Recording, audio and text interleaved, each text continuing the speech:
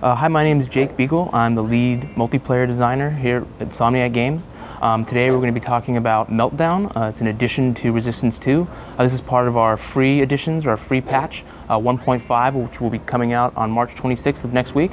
This is a mode that we're offering for free, and it is basically kind of a rehashing or a rebirth of the Meltdown that was in Resistance 1. As you can see on the screen, people are fighting over control points. These control points become spawn beacons on which that I can spawn off to basically change the flow of the battle. As you can see, just kind of unfolding in front of you, the battle, you're seeing players take over spawn beacons and then be able to spawn from those beacons. This adds a certain level of player choice that we didn't offer in Skirmish. So this is offering players kind of the ability to pave their own path while playing together versus being told what to do. So once these become available to me, I can spawn on a beacon, or spawn off of a squad. Spawning off of a squad is my other option, as you saw me just do. So you can basically be strategic about when and where you pop into the game, trying to take over these nodes and basically take control of the map. As you can see, this is an enemy-controlled node. There's going to be a little fight here, so hopefully I won't die.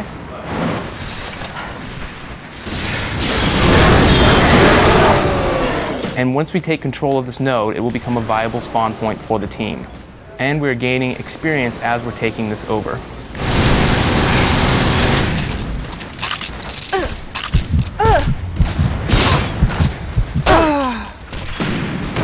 So the name of the game here is to basically control the map. Where you spawn basically, determines where the flow of the game is. As you can see here, I have a cursor in which I can navigate to the various spawn points, at least the ones that I have controlled. I can't navigate to the ones that are controlled by the enemy. So my options here are kind of cut, because right now the team, as you can tell, is fighting over this contested node. I popped out from the node that was being contested because I wanted to be closest to the battle, and having that forward node kind of allowed me that opportunity.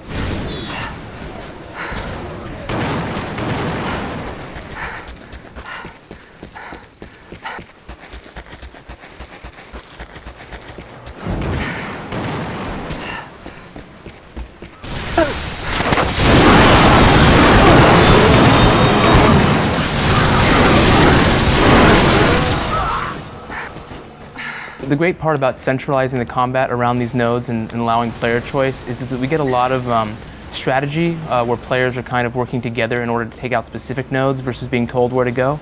Having player choice and getting people to work together as a team offers a lot more of that virtual team high five when you make accomplishments or when you make the win, versus that kind of personal gratification you get from saving the day on your own. Of course, I wasn't able to do it right there.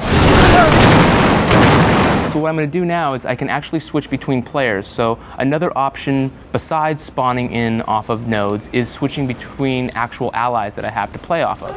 So if I find an ally who is in a great position or a strategic one, I could spawn off of him instead of a beacon, which gives me basically a few options as a player, and again kind of ups the strategy for each team. So we're trying to promote teamwork here, and definitely trying to promote communication within the group.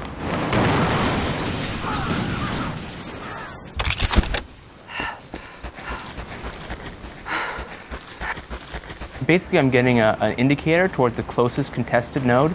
We do a little bit of basically kind of auto tracking, so you'll have one objective. It will just basically point you to the closest contested node, just to kind of guide the player to the most efficient node to take over. But the player has the opportunity to score on any node, so they really do have the choice to be able to do what they want. So me and my team here are trying to rush and take this node that's being contested. They're giving us pretty staunch defense as we're being pushed back.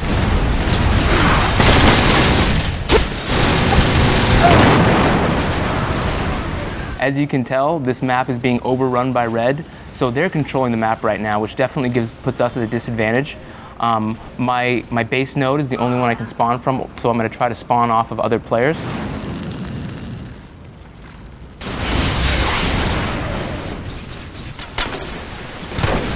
So I will spawn off that player rather than spawning off the beacon. The ring around the node shows basically how far it is from being captured by the other team. As you can tell, the red ring is receding, so I'm knowing that it's being captured by my team. As you can see, friendly is running up there. So this node is now neutral, as it's yellow. As you can see it ticking down, that is an indicator. And we just got defeated, obviously, because of the huge amount of nodes that we gave up. So it's definitely territory control, and it's definitely about working with your team to be strategic in which you can work together to control the map.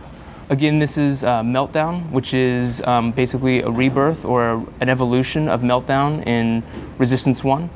It will be available on March 26th in our free content update, which is known as 1.5. This content update will be free and available to all people who own Resistance 2.